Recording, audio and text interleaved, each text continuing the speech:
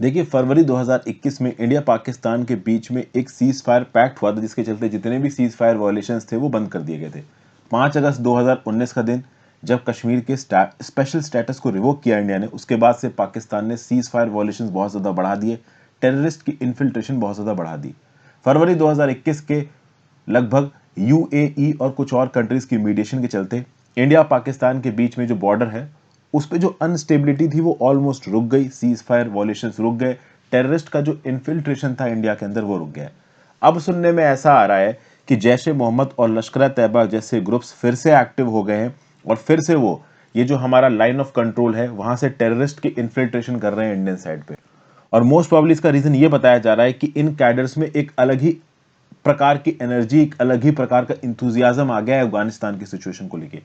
क्योंकि पूरी दुनिया का ध्यान अफगानिस्तान में, और अफगानिस्तान में कुछ इस प्रकार से देखने को मिल रहा है कि तालिबान ने ओवरऑल अमेरिकन फोर्सेस को खदेड़ दिया।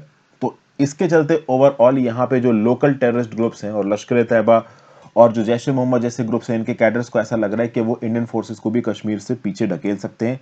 तो धीरे धीरे देखा जा रहा है कि जो गिलगित बल्तिस्तान में ओवरऑल जो हमारा एलओसी है, उसके पास जो टेरर लॉन्च पैड्स हैं पाकिस्तान के अंदर, वहां पे एक्टिविटी फिर से शुरू हो गई है। रिसेंटली ही एलओसी के बाद एक लॉन्च पैड पे लगभग 21 टेररिस्ट को स्पॉट किया गया था इंडियन आर्मी के द्वारा, और ये इन्फिल्ट्रेशंस भी शुरू हो रहे हैं, जबकि हमारी इंडियन आर्मी इसको न्यूट्रलाइज करने में लगी हुई है।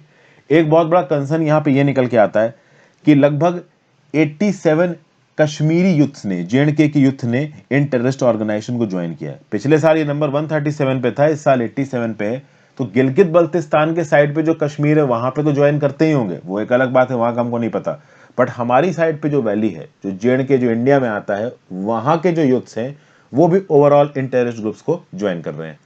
एक प्रकार से जो तालिबान की विक्ट्री है ना, ये मोराल बूस्टर की तरह काम कर रही है इन टेररिस्ट ग्रुप्स के अंदर। हालांकि हमारी आर्मी वहां पे एक्टिव है, ओवरऑल बहुत सारी चीज़ों में हमको इंप्रूवमेंट भी देखने को मिला है। जैसे कि ड्रोन सर्वेलेंस सिस्टम हमने अपनी एलओसी पे लगा रखे हैं, तो जो ड्रोन एक्टिविटी के थ्रू जो बॉम्ब ड्रॉप किए जाते थे पाकिस्तान के द्वारा, वो एक्टिविटी थोड़ी कम हो गई। जम्मू एयरपोर्ट पे भी जो ड्रोन बॉम्ब हुआ था उसके बारे में मैंने न्यूज़ डिस्कस की थी, आपको याद भी होगा। सबसे खास बात यहाँ पे यह है कि हमारे पुलिस फोर्सेज में जो लोग शहीद होते हैं इस साल, मतलब आप कह सकते हो अर्ली अगस्त इस ईयर तक 3 से 4 फैटिलिटीज, 3 से 4 हमारे सेंट्रल पुलिस फोर्सेज के जवान यहाँ पे शहीद हुए हैं। जबकि इसी पीरियड 2020 में लगभग 15 से 16 जवान शहीद हुए थे। और इस साल अगस्त तक हमारे 4 आर्मी पर्सनल शहीद हुए हैं एलओसी पे, जबकि पिछले साल 17 से 18 आप कह सकते हो हुए थे। और पुलिस कैजुअलिटीज इस बार ज्यादा बताई जा रही है, लगभग 10 से 11 हमारे पुलिस पर्सनल शहीद हुए। तो अब सोचिए, एलओसी पे इन्फिल्ट्रेशन के चलते पुलिस, आर्मी, हमारी सेंट्रल पुलिस फोर्सेस, इनके जवानों की जाने जा रही हैं, ये शहीद हो रहे हैं। और उसके बाद भी हमारे देश में कुछ ऐसे फैक्शंस हैं जो कि ये बोलते हैं कि पाकिस्तान के साथ हमको बातचीत करनी चाहिए, जबकि लश्कर तैयबा, जैश ए मोहम्मद जैसे ग्रुप्स बिना पाकिस्तान के सपोर्ट के ऑपरेट कर ही नहीं सकते। ओवरऑल ये टेररिस्ट इन्फिल्ट्रेशन पाकिस्तान की साइड से इंडिया में हो ही नहीं सकता पाकिस्तान की मदद पे।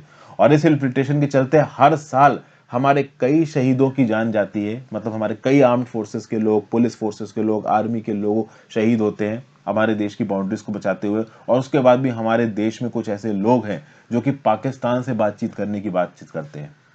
यहाँ पे एक और फैक्टर निकल के आता है कि ओवरऑल ये जो जैश ए मोहम्मद और लश्कर तैयबा जैसे ग्रुप्स हैं, इन्होंने अपने परमानेंट बेसिस को अफगानिस्तान में शिफ्ट किया है। ये न्यूज़ आपने सुनी रहोगे। तो अब तो पाकिस्तान के लिए चीज़ें और आसान हो जाएंगी। जो भी टेररिस्ट वगैरह की ट्रेनिंग होगी वो अफगानिस्तान की ज़मीन में होगी, वो आराम से फिर आपके एलओसी तक पहुंचेंगे गिलगित बल्तिस्तान के थ्रू या फिर पीओके के थ्रू, और फिर वो इंडिया के अंदर इन्फिल्ट्रेट करने की कोशिश करेंगे। तो पाकिस्तान के लिए इंटरनेशनल एरेना पे बोलना भी बहुत आसान हो जाएगा कि भाई देखो, हमारे यहाँ तो कुछ है नहीं, हम कुछ जानते नहीं है।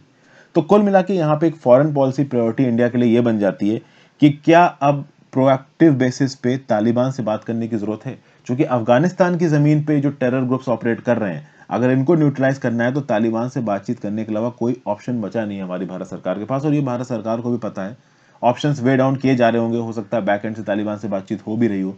अब और ये यूएनएससी के रेजोल्यूशन में भी टेररिस्ट नहीं बोला गया है तालिबान को। दुनिया भर की कंट्रीज तालिबान से बात करने में इंटरेस्ट दिखा रही, तो मोस्ट प्रोबेबली इंडिया भी बात करेगा। अब ऑफिशियली बातचीत कब तक शुरू होती है इसके बारे में ज़्यादा कुछ पता नहीं है, बट इस प्रकार के टेररिस्ट इन्फिल्ट्रेशन आगे आने वाले समय में होते हैं। देखिए, पाकिस्तान जैसी कंट्रीज के साथ सीज फायर पैक्ट का कोई मतलब है नहीं। उनका पूरा का पूरा मोडस ऑपरेंडी एंडी इंडिया है, एलओसी के अंदर इन्फिल्ट्रेशन कराओ, यहाँ पे अनस्टेबिलिटी करो, हमारे देश के जवानों को मारो, सिविलियंस मर रहे हैं, उससे उनको कोई फर्क नहीं पड़ता। अब यहाँ पे हमारी आर्म फोर्सेस जवाब देती हैं, वो बात बिल्कुल सही है, लेकिन जो रूट कॉज है इसको सॉल्व करने की जरूरत है। और अभी के लिए रूट कॉज अफगानिस्तान में पहुंच रहा है। अफगानिस्तान की जमीन को टेररिस्ट अटैक्स के लिए इस्तेमाल ना करने दिया जाए, यही हमारी सबसे बड़ी डिप्लोमेटिक जीत होगी। क्योंकि देखिए, जो टेररिस्ट इंडिया के अंदर आएंगे वो तो इंडियन आर्मी के हाथों मरेंगे ही मरेंगे, बट जो इसका सोर्स प्रॉब्लम है पाकिस्तान, कम से कम वो अफगानिस्तान की जमीन को हमारे खिलाफ ना इस्तेमाल कर पाए, ये फॉरेन पॉलिसी प्रायोरिटी तो होनी ही चाहिए। देखिए, पाकिस्तान के अगेंस्ट अग्रेसिव होना ही सबसे बेस्ट अप्रोच है, इनसे बातचीत करने का तो देखो कोई मतलब है नहीं।